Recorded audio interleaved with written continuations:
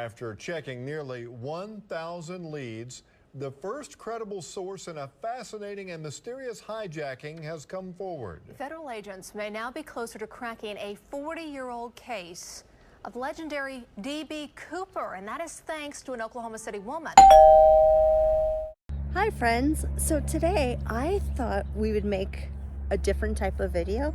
Well, actually, yesterday I tried to make this video, and if you want to hear that spooky story, we'll wait to the end. But today we're in a new place, one of my favorite places. I haven't been in a long time until yesterday. Today we're gonna go see the grave of one of the suspects who might be D.B. Cooper. Now let me explain. I'm gonna turn the camera around so you can see how beautiful this cemetery is. It's gorgeous. Yesterday I saw a hawkmoon tree. Okay, I'm not gonna get sidetracked. So our story starts in 2011. A woman by the name of Marla Cooper went to the FBI and I believe the press, because that's how I found out about this story, and told them that she believes that her uncle is D.B. Cooper. 1971, she was at her grandmother's house in Sisters, Oregon. Now, this news story was on 2020, I believe, or Daylight, one of the two. And Chris and I were flipping through the channels and we see Sisters, Oregon. We were like, what is going on? So anyway, so that's how I heard about this story. Sorry, I keep pausing the video because the cemetery is really busy with walkers and bicyclists and all sorts of stuff.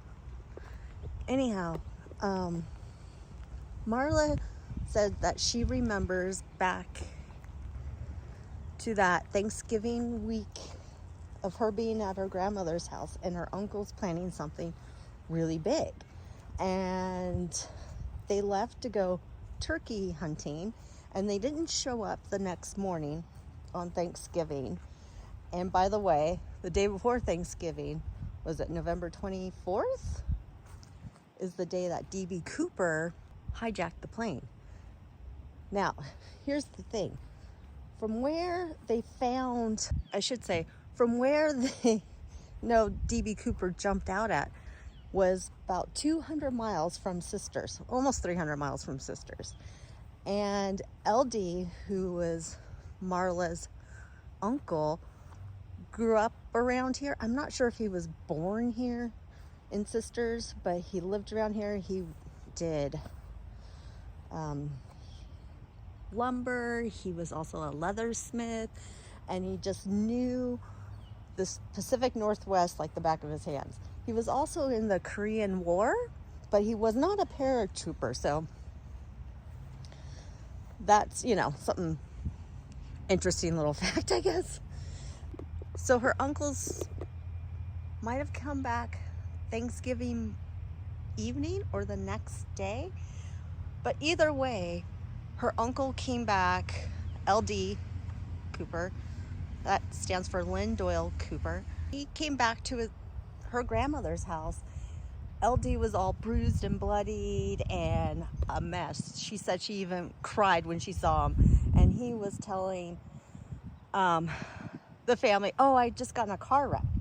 But then she remembers him saying to the rest of the family that our money problems are over. My father was crying, he was yelling, he was cussing out my uncle, for both of them, for what they had done. And he said, you realize you've ruined your life. As the years went on by, LD became estranged from his family, and I believe he lived here later. I don't know. I tried looking him up, finding any kind of research, and everything that comes up is all about him being a potential suspect of being D.B. Cooper. Okay, so, oh, my storytelling is not the greatest, and I'm so sorry. I guess she did see her uncle one more time, and that was Christmas 1972, but that was it.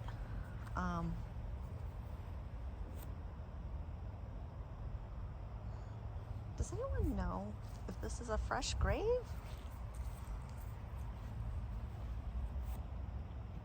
Okay, I'm stop getting sidetracked here. Back to 2011, she had a guitar strap that her uncle made and gave it to the FBI for evidence because it could potentially have DNA on it. And so the FBI did analysis on it, and the evidence wasn't conclusive, but he's still a suspect. And I don't know if it's on the D.B. Cooper side or on LD's side that the evidence wasn't conclusive. Cute. So that's kind of the story, paraphrasing. Now, I believe her book is out, so I kind of want to read it because I think it'd be quite interesting. Now, as far as LD, like I said, I can't find too much about him. He's obviously buried here at the cemetery in my town. I know a lot of old timers, but I don't know anyone that actually knows him. So there's that. Thought I'd just throw that out there. But okay, so LD, Lynn Doyle Cooper, he fought in Korea. Like I said, he wasn't a paratrooper, and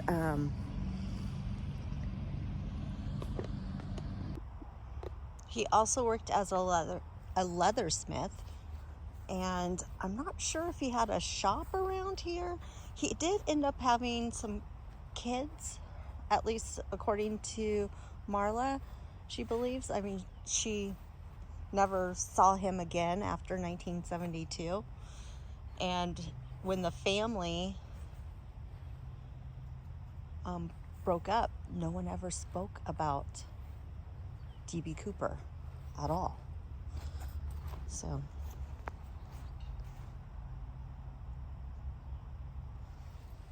anyhow, here I'm not sure if this Cooper is related, but here is the potential Lynn D. Cooper, the potential D.B. Cooper. Here's his grave. Oh, sweep it off. Yeah, that D.B. Cooper story is so fascinating to me. It's almost to the point, because it's been so many years, like, do we really want it to be solved, or do we still want this Robin Hood type, oh, this one's interesting, type of mystery going on? Anyhow, look how beautiful this is. Well, I hope you like that story. So now to the spooky part. So yesterday I came down here, was filming my little video. It took me forever. There was, it was really rainy yesterday and quite smoky, so it looked all foggy, and I thought, oh, that looks so cool for the video. But yeah, when I got home, all the film was corrupted. Now let me tell you this. I don't believe spirits live in graveyards, but I do believe that we leave almost like an imprint of our energy in places everywhere we go, and including graveyards, right? So I think graveyards tend to have more of a sad energy, and sometimes that can get attached to you if you're not careful, or if you're more susceptible, I guess, to ghost or energy. Anyhow, that's what I think. Let me know what you think. But so my footage was all weird. There was like weird knockings, and it was going into slow-mo and like fuzzy. I get in my car to leave, going back a second, to leave, and my radio is all messed up. And I listen to just car radio, or sometimes I use CDs. I don't have anything fancy or anything. And yes, I'm driving my car. It's not fixed yet. Okay. So, I was like, oh, that's weird. And so I get home, like I said, look at the footage. It was awful. And then that night I woke up, I went to bed, and I woke up about midnight, I want to say, and I heard 3 knocks, and it sounded like it was at my front door. And I was like, oh, that's weird. And so I stayed up. Hold on, here comes somebody. Hold on. Anyway, the 3 knocks, it made me stay up later, and I got like really scared and like this really weird energy. Anyhow, after that, I started having these weird dreams of just like I don't want to say ghost or anything like that. And trust me, I'm not scared here. Like, to me, this place is wonderful. I'm actually wondering if I can roller skate around here because the pathway is great. You know, so yeah, I'm usually not scared of ghosts and stuff like that, but my dreams were very, very weird. And then I woke up again at like 3 o'clock in the morning, like like that, and I don't remember the dreams at all, and I always remember my dreams, but I just kind of woke up and like kind of sat up and was like like that. So that's the spooky, scary thing. And then on the way down here, this car was like tailgating another car, and she had one light out, and I was like, hey, because I was right behind her on a stoplight, and I was like, hey, your tail light's out, so hopefully she'll have a better day and not be tailgating everyone, you know. Anyway, and then I almost pull in here, and this giant truck, like a SUV, but big ones, like a Ford, not Bronco, but anyway, older one, almost slams right into me as I'm pulling into the cemetery. Like, whoa, what is this weird energy that's following me around? Anyway, that's my spooky part of the story. So please, I hope you like this video. I want to get better at storytelling, so thanks for being patient with me. So please like, subscribe, and share. You never know what you're gonna get here, because I do all sorts of stuff. And like I said, it's been so smoky and so hot that there's nothing I could really do. I mean, I'll put what our area looked like here. Yeah, it's bad. So, but today's beautiful. We had rain yesterday, so hopefully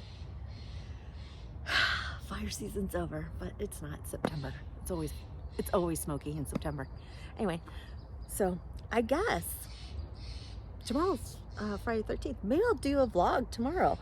And so, yeah, maybe I'll see you this weekend. Okay, so please like, subscribe, and share. And until next time, bye. Mwah.